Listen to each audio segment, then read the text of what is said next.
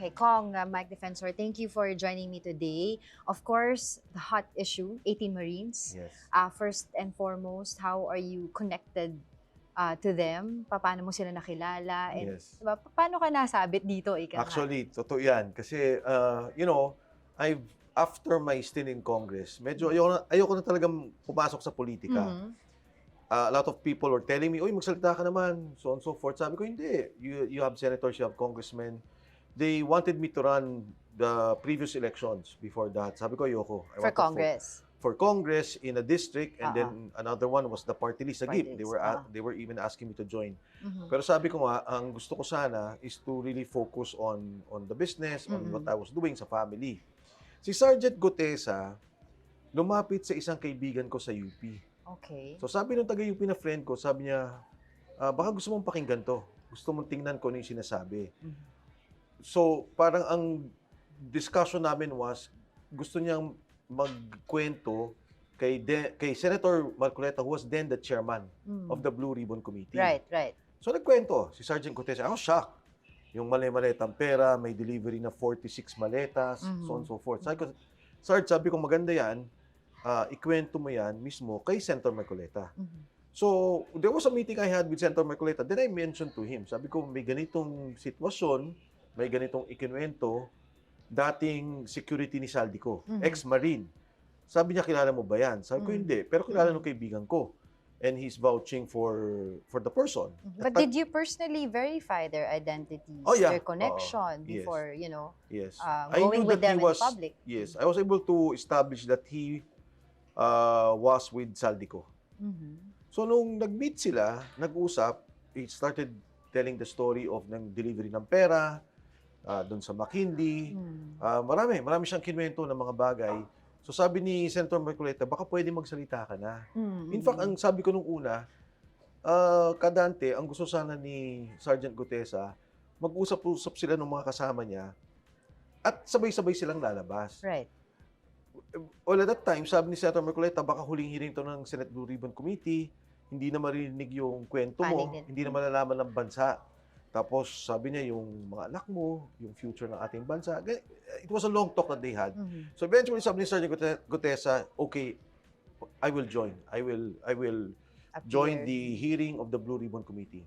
After that happened, in the affidavit of Sergeant Gutesa, one of the last provisions was he is asking for protective custody. Yeah. Talagang humingi siya ng witness protection eh. Nagulat ako no Senate hearing, I was watching him. Sabi na niya, kaya ko ng proteksyon ng sarili ko. Niya. Oh, yun na. Tapos kasama niya na yung mga ex-Marines. From there nalaman ko, from being protected, eventually he was illegally detained. Talagang inano na siya, inipit na siya, pinasign na siya ng ibang affidavit retracting what he previously stated. And sinasabi pa niya, na nangako daw ko at saka si Senator Marcoleta na magbibigay ng pera. Right. Yeah. When that happened, yun na yun, nawala na. And then a lot of retired military officers, sinasabi nila marami daw mga sundalo si Saldico ang gustong lumabas, magsalita. Iba-iba. Siguro 2 or 3 people talking to me. Eventually, si Attorney Baligon nagsabi sa akin. In touch sila, nag-usap sila, and they will come out. So sabi ko, at may mga kasama silang mga sundalo na retired officials helping out. And sabi ko sa kanya, okay, kung ano yung matutulong ko, I will help you. I knew about what they will say maybe 2-3 days before na hindi pa klaro kasi hindi ko pa nakita yung signed affidavit. Alam ko lang more or less yung gist of what they will say, yung draft ng affidavit nila.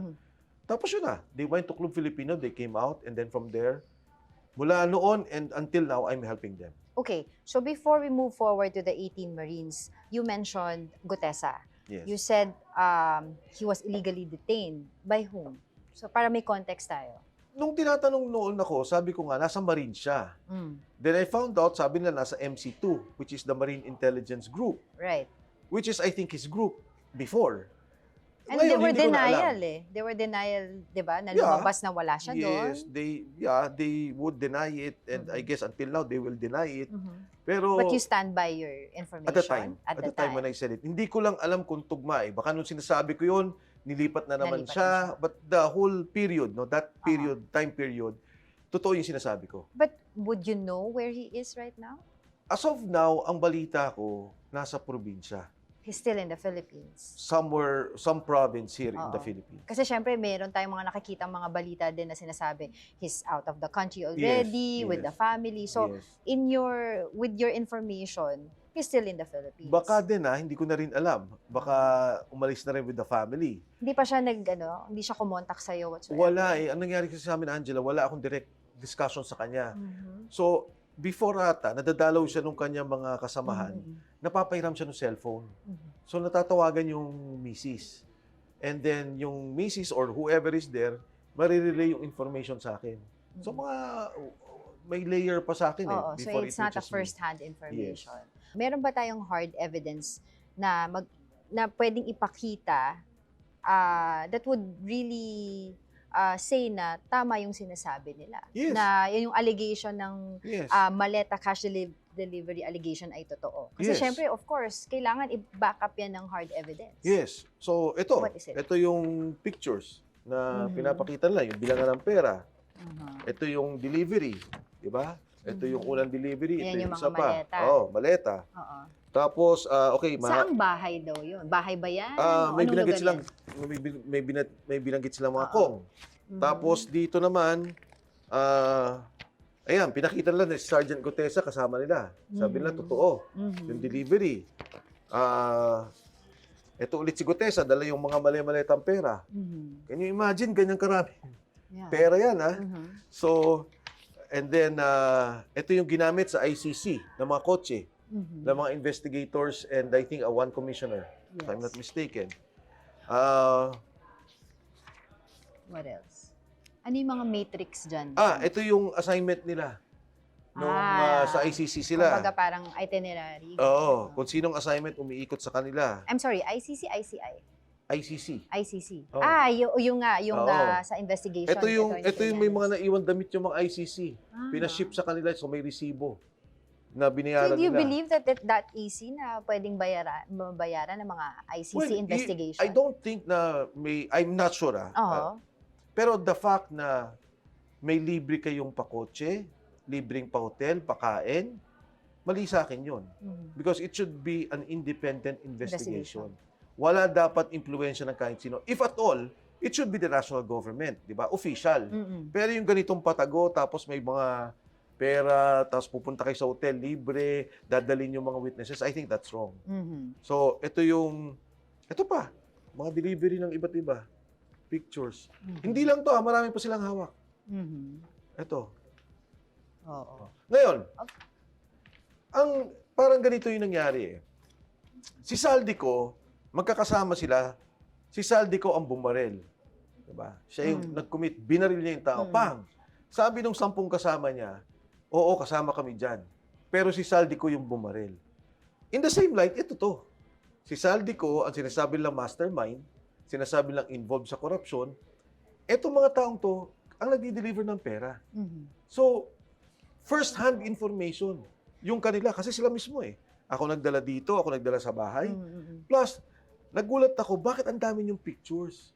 Kasi pala, para tong proof of delivery sa Lalamove, sa Grab, Mhm. may proof of delivery. Na-deliver na. Na-deliver nila. Ganun, no? Kaya itong hawak nila Merong na to. date stamp ba yan? Kasi dun- one can easily, where I'm coming from, no? One Yes. can easily put up, di ba, mag-picture, mag-create Yes. ng mga maleta to say, Yes. oh, ito yung nangyari na delivery. Yes. So, meron bang time and date stamp Well, yan? if they do a Picture forensics na of yan? that, I'm sure dun sa mga hawak na cellphone, Mhm. nandun yun. Mhm. And then if they do a forensics of the pictures, at Ito, iping. ito ba yung kasama sa mga air assets ni Oo. Saldico? Etong helicopter na to, ginamit pa to ng Pakita dalawang natin. senador eh.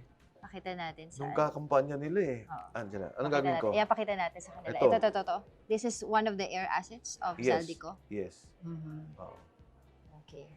So, ano yan? Ito yung Mm-mm. matapang na salaysay ng mga sundalong to.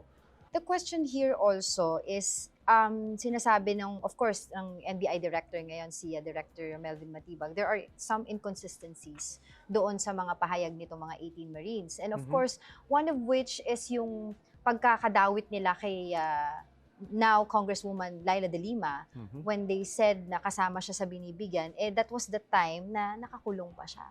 Ang unang statement ko dyan is, si Atty. Matibag na bang abogado ni Congresswoman Laila? Mhm. Kasi yan, depensa ng abogado yan eh. Mhm. Di ba? Mhm. Pag pumunta kang fiskal, sinabi mo ito yung ebidensya ko. Nakita, sige, ipa-file nila yung kaso. Mhm. Nakita, what you call this, may prima facie Yes. evidence. Mhm. Pa-file nila yung kaso, doon kayo maglaban sa korte. Mhm. Tinanong ko yan sa mga sundalo. Aha. Sabi ko, nakita niyo ba si Kong Laila de Lima? Oo. Yes po. Aha. Anong pagkakataon? 1 month after malabas siya sa kulungan. Mhm. So, hindi pa siya congresswoman noon. Mhm. So, nakita siya, sabi ko, hindi ko nga alam na ang bahay pala ni Speaker Martin ay dalawa na. Kasi Mhm. sinasabi nila 8 and 9. Sabi ko, kanya na rin yung kabila. Doon po. Paano nyo nalaman? Kasi magdadala kami ng pera. Mhm. Naka-apportion na yon. Tapos, iiwan namin doon sa loob. Nandun kami sa labas kung kailangan pa ng magdala pa. Mhm. Tapos, makikita namin, dala na ho ni Congresswoman Laila de Lima. Mhm. So, let Congresswoman Laila de Lima defend herself. Mhm. Let the Marines confront her. Mhm. Nakita ka namin, ma'am, nung panahon to, ito yung nangyari. But for the NBI to say at this stage na inconsistent, parang may mali naman ata So do you doon. think they're being unfair or being impartial Oh, with their definitely. investigation? Definitely. Mhm. Definitely. Mhm. The first thing na sinasabi ng ombudsman is to establish the identity. Mhm. Totoo ba na kayo ay security ni Saldico? Na sinabi na, totoo.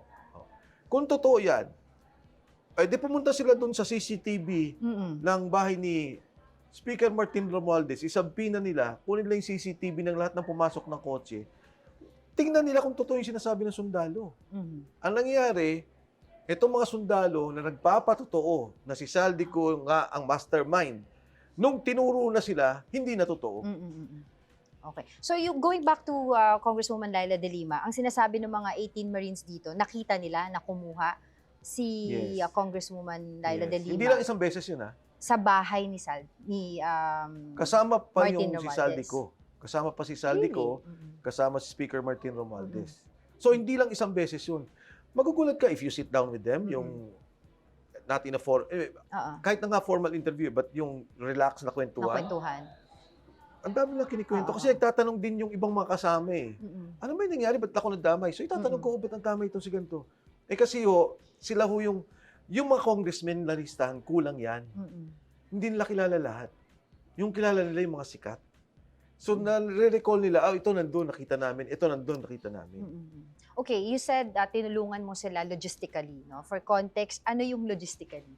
Well, for one, natatawa nga ako kasi parang akala nila siguro magtatago ako. Sinorveillance pa. Mhm. Pati pinicturean pa ata yung sasakyan. Sabi ko, hindi nyo naman. Kung tinanong nyo lang ako, kotse ko talaga yan. Mhm. At ako yung tumulong mag-transport from where they are to Club Filipino and to where they were going after that. Mhm. So lahat ng tulong ginagawa ko Mhm. to help the Marines. Mhm. Okay, so syempre ang tanong dito, Kong, is bakit ikaw? Mm. Bakit all of a sudden maingay ka?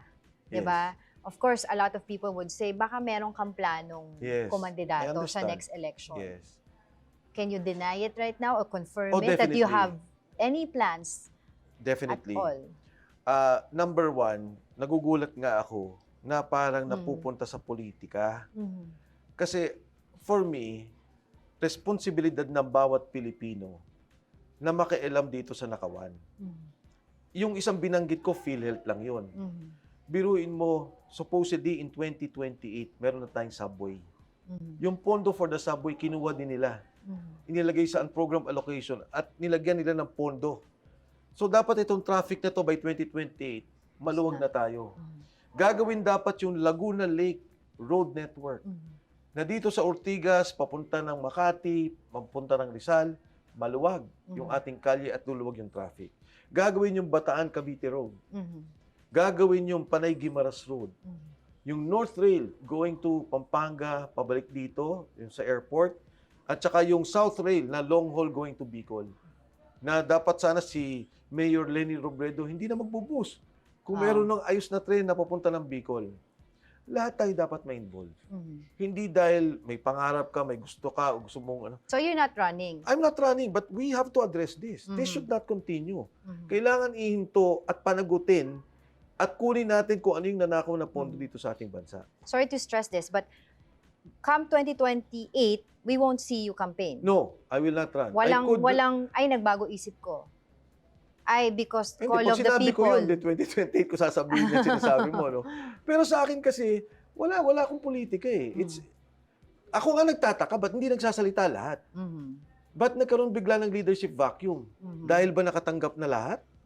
Kongreso, Senado, lahat na ba may natanggap na pondo? Kaya ganyan na yung sitwasyon natin. I do not want to be involved. I'm not a congressman, I'm not a senator. I think many people who were part of those parties, di ba? May PDP group, merong ganitong group, sila yung dapat magsalita sa ngayon eh.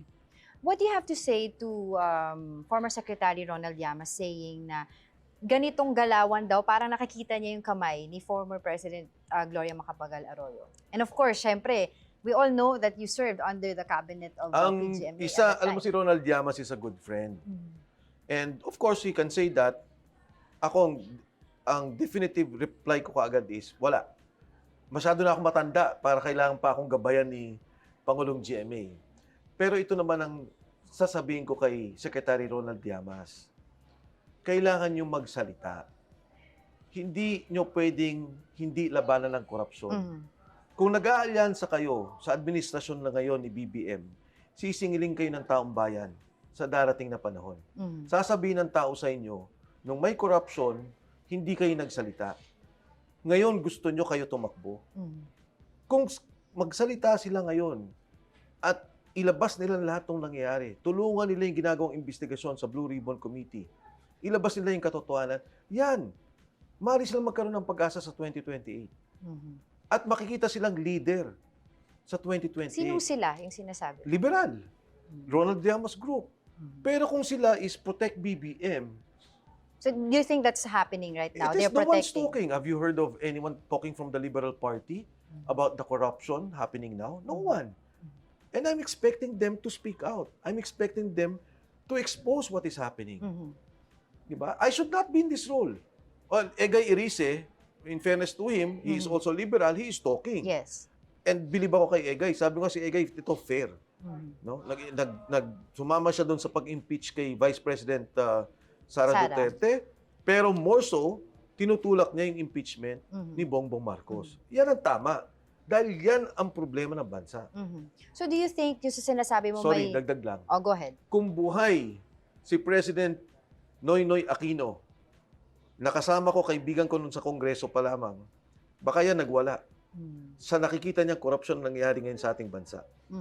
So sinasabi mo na leadership vacuum, do you also strongly believe doon sa sinasabi ng 18 Marines na the President Bongbong Marcos himself, has a hand in this scheme?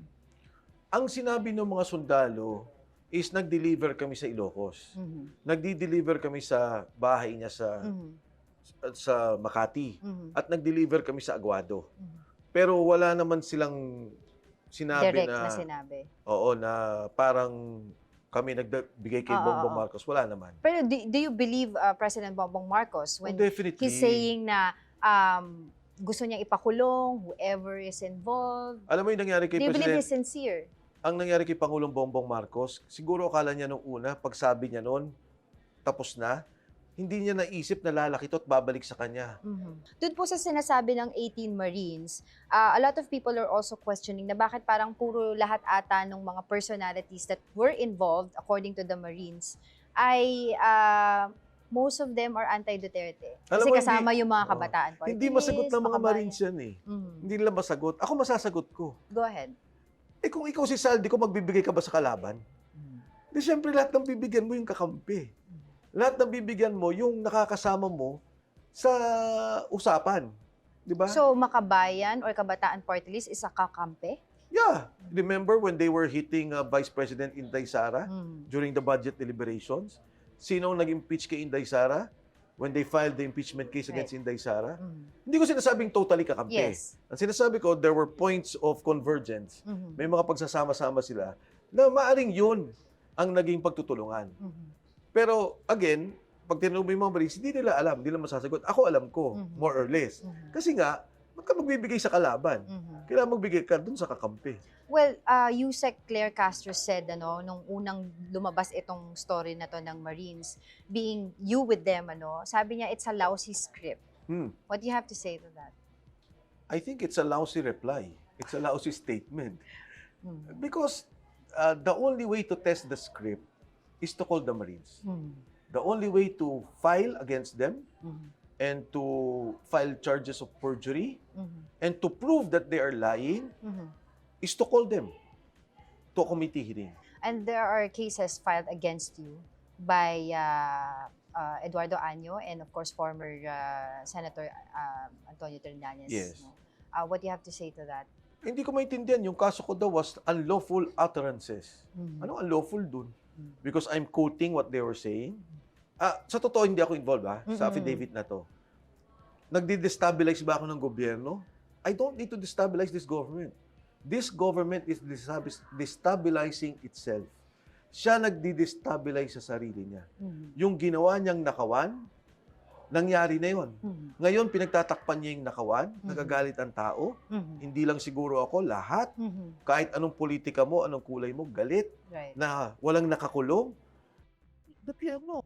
Ang gumagawa nito. But if you are also so keen about, of course, lahat tayo gusto natin malaman ang bottom of this scenario, this situation, but why aren't you also talking about yung pinag-uusapan na confidential funds ni Vice President Sara Duterte? Alam mo yung confidential funds si Sara Duterte, dumaan yan sa COA. Yung COA, ang process dyan, pagka may mali ka sa budget, sasabihin nila ito disallowed. Mhm. O ito kulang ang submission mo. Nandun pa lang sila sa COA. Out of 125 million, yung iba na liquidate na nila. Mhm. May 73 million pa na kulang. So nandun pa sila sa COA. Magkakaroon pa kayo ng ayusan doon. Teka lang, pwede bang ito yung sinabit namin, ito yung pag-correct namin dyan. Pag sinabi na ng COA na may problema ka na, then they will file a case But against you. Representative Terry Don said picture perfect na daw yung mga evidence, no? COA has already submitted the panel yung kanilang report regarding the confidential funds of Vice President Sara Duterte and as Deputy Secretary din. Yeah. So parang ando doon na yung report. Yeah. So I'll show you, ito. Sa Department of Agriculture, okay? This is also a final report sa Department of Agriculture. Ano ang nakalagay sa COA report ng Department of Agriculture? 8 billion suspended, disallowed. Pending. Ito final na rin to as far as COA. Inaayos pa nila yon. But it's a report issued for 2025. 8 billion to eh. Right. Ngayon, ano pa yung isang ahensya? Ito.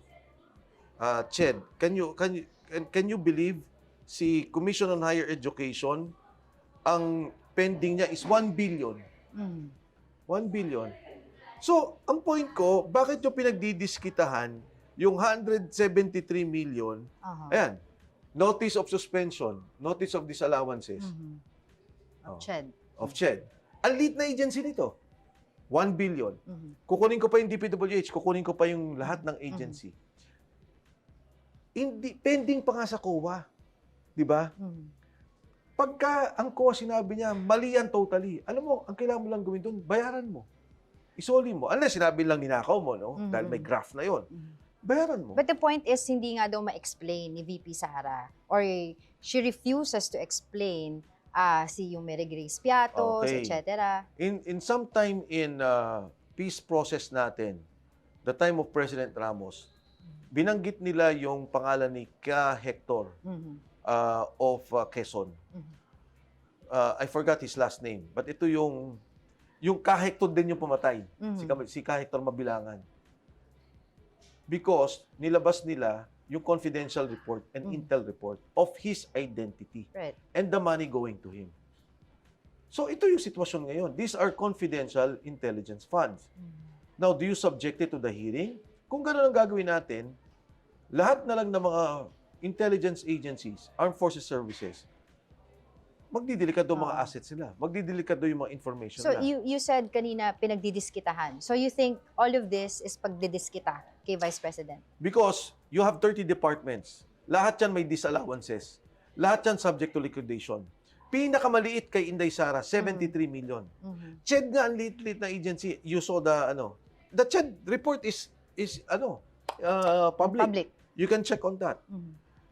Bakit ito inimbestigahan ninyo? Itong mga to hindi. Because we all know that there is a process in COA. And number two, ito pa nga intel and confidential funds, which should not be subject to a public inquiry. Diba? So, itong mga agencies na to, 8 billion, Department of Agriculture. I think in DPWH, if I'm not mistaken, 15 billion. Bakit ito tinitingnan ninyo? Itong kurakot na sinasabi natin, sinabi ni Saldi ko, nag-deliver din daw siya ng 25 billion kay BBM. Sabi ni Ping Lacson, hindi totoo yan. Sabi ni Yusek Bernardo, siya ang nag-deliver ng pera ng 8 billion, binigay niya kay Try Gib Olaybar, Yusek, and kay Yusek Adrian Bersamin. Billion, ba't ayaw lang imbestigahan yun? I mean, that's the optics of all this. Na ito, hindi pa nga tapos, nasa COA, 73 million. Ito mga to, may mga nagsasalita na, ayaw nyo naman tingnan, ayaw nyo imbestigahan. Alright, so do you think that we will ever see the light of day in this flood control mess? The way we are going right now, tulad ng sinasabi mo, the way they are responding to the allegations. Alam mo, Angela, so many things are happening that I cannot explain. At naniniwala din ako, lalabas lahat yan. The truth will eventually come out. They cannot prevent it. At ako nagpapasalamat dito sa mga sundalong to. Kay Gutesa, kahit na pinabaliktad siya nagsimula dito sa 18 sundalo, at yung mga lalabas pa.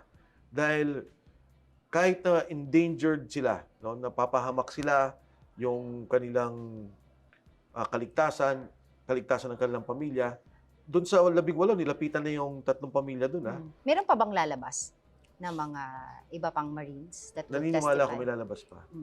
Yung nilapitan po, ano po yung sinasabi? Nilapitan sila to? Yung 18, yung 3 doon, pinuntahan yung pamilya na sa probinsya. Hinahanap sila. In a way, hindi naman... May harassment ba?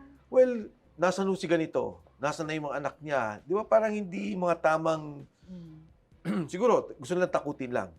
Pero hindi tamang pamamaraan ng pagtatanong Number one, ba't sila hinahanap? Hindi naman sila kailanganapin. Okay, so aasahan namin in the following days na may mga lalabas pang iba pang mga Marines, hindi lang itong 18. Kasi I believe parang sabi nila 100 plus. 100 plus to, tapos may lalabas pa. So 100 plus ang in-employ ni Zaldico? Oo. Kasi nga may delivery may bantay ng bahay. Di ba yung sa Valley, doon yung dumarating yung pera. Yes. From Valley, di-deliver nila sa Horizon. From Horizon, magdi-deliver sila kung saan bahay. Kaya may mga security bawat well, activity. Before I let you go, yes or no, do you really believe that you're on the right side of the truth? Morally, politically, I am on the right side of truth, and history will prove that what we are doing is correct. What we are doing is for the country, for the people. All right, thank you so much for your time. Thank you, Angel. Salamat.